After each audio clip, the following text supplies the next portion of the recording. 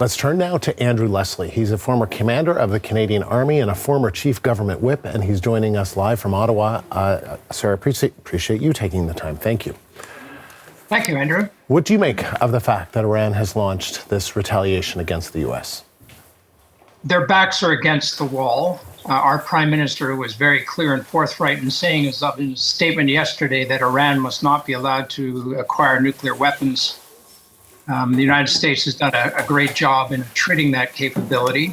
And this may be essentially the Iranian regime's attempt to regain a tiny bit of face in what looks like a huge defeat for them.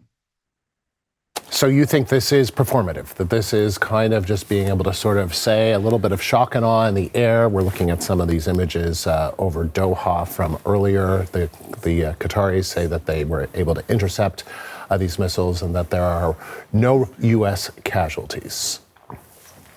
Yes, well, it could be. I just want to get out front that every prediction I've made about the predictability of the insane people running Iran right now has been wrong. So just want to get that on the record. It could be performative. On the other hand, it could be that they have almost nothing left in their missile inventory. But I believe right now, because of the sites that they've chosen, which are heavily defended by the United States' most advanced technology, it looks like the last gasp before they actually try to re-engage key players with the negotiations. So that is where you think, Andrew, that we're heading next? You think that there are going to be negotiations, that this is kind of a last show of force before Iran comes to the tables, surrenders? I don't think surrender is in their vocabulary, and I'm not entirely sure that the powers that have attrited Iran will be happy with Iran now trying to actually go back to the negotiating table. Why? Because they've proven for the last 30 to 40 years that they're utterly unreliable. They lie like nobody's business, and they can't be trusted because they were extraordinarily close to producing nuclear weapons. And let me ask you about that. So how, because, there have been conflicting reports in terms of the intelligence about just how close they were. The Israelis said they were very close. There was some U.S. intelligence saying maybe a few years away. Where do you think? I think that we're very close. And I'm not here to defend anybody per se, but a nation's right to self-defense is enshrined in just about every sort of international document you can think about. And in the case of Israel, they could not afford to wait any longer, because what happens if they were wrong? What happens if they were wrong to wait? And likewise with the United States, they had a decision to make. The window of opportunity was closing. And if they got it wrong and Iran was allowed to produce nuclear weapons, then it's inevitable to think that they would be loaded aboard ballistic missiles and sent somewhere in the Middle East. How surprised were you that Donald Trump ordered this action on Saturday night? I was surprised. I think we're all well aware of the 2-week negotiating diplomatic cool-off period. Having said that, they probably have they have much more sanguine intelligence than I do. And they were probably getting increasingly concerned about some of the ties with Russia, and the Russian foreign minister muttering about perhaps transferring nuclear technologies in enhanced quantities to Iran. And it was time to strike. And I agree with the attack. How dangerous could this moment be? If we get it wrong, we collectively, it could be the end of us all. Quite frankly, I'm not saying it's going to happen. I don't know where that is on the scale of probabilities, but it's what happens next. Will Iran try and provoke the United States by attacking other U.S. targets, thereby getting a U.S. response that is larger, broader, and really looks like a war? Will Muslim nations join with Iran? Will the Russians actually support Iran with enhanced nuclear technologies? What will China do? And of course, the variety of nations I've just mentioned are nuclear powers. And that's where it gets frightening. It sure does when you put it in that kind of context, Andrew. How would you describe, you described a little bit off the top, but maybe expand more on it in terms of the Canadian position, what we've heard from the Prime Minister?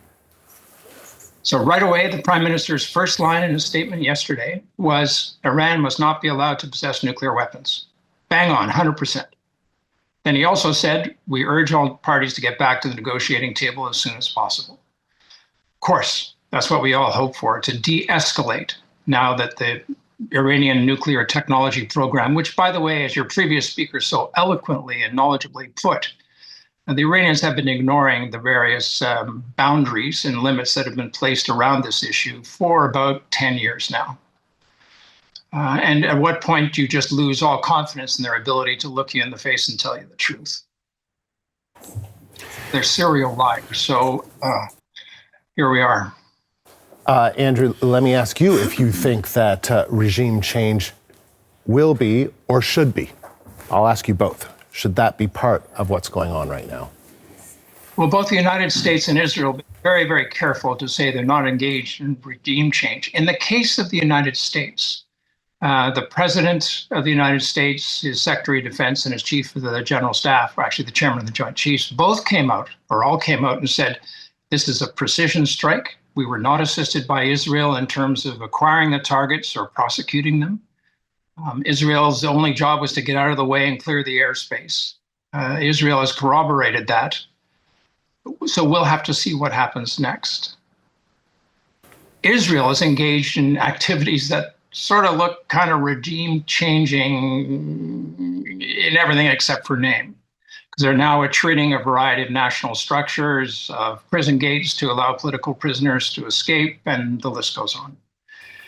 The question I guess we have to ask ourselves, though we don't have a direct role to play, is the current Iranian regime that's in power, can they be trusted to actually take care of their citizens? Can they be trusted to drive towards peaceful circumstances? Keeping in mind their track record is sanguinary and just awful. How should the West react in this moment, or the U.S., Israel, others? Keep really calm, ice water in the veins, and we're just going to have to let this play out without jiggling too many elbows, because the more people that can get involved in trying to help or try to do sort of unilateral reach outs, the more confused the messaging can become. And right now, there's very few people who are actually on the receiving end of this who can pay attention and make decisions. So that's the supreme leader in Iran and his closest henchmen, who have been treated with astonishing regularity. So they're getting kind of inexperienced. And inexperienced generals and political leaders are prone to make stupid mistakes. Another target audience is the leadership in Russia, to a lesser extent, China, but also some of Iran's supporters globally. You don't want to mix it up too much to create a cacophony of voices, because that will lead to chaos. Andrew, appreciate your time today. Thank you very much. Andrew, it's my privilege. Thank you.